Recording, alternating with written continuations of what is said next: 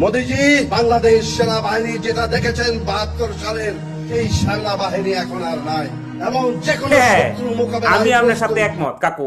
আপনি এতদিন আসলেন কো? আপনি এতদিন আসলেন কো? আপনারই তো আমরা খুঁজতেছি। আপনার মতো লোক বাংলাদেশের দরকার। আপনার মতো লোক বাংলাদেশের দরকার। কারণ হলো ইন্ডিয়া এটা বুঝতে রাজি নাই যে 72 সালের বাংলাদেশ এখন আর বাংলাদেশ নাই।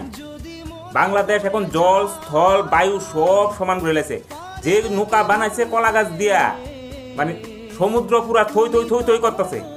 আর ইন্ডিয়া থেকে চুরি করে যেসব বাইকের ইঞ্জিন দিয়া হেলিকপ্টার বানানো হয়েছে, সেই হেলিকপ্টার সব যদি আকাশে উড়ে একটারও খুঁজে পাওয়া যেত না।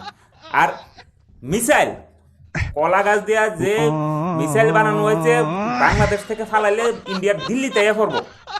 মোদি এটা বুঝতেই রাজি নাই। মোদি এটা বুঝতেই রাজি নাই। আমনে আরো 2 দিন আগে এই কথাটা কোনো দরকার আসলো। মোদি তো অনেক ভয়ে কাঁপতাছে, চিন্তা করতেছে ভারত একটা মারলে নিয়ে বিশ্বের মানচিত্র থেকে বাংলাদেশ পুরা গায়েব হয়ে যাগা।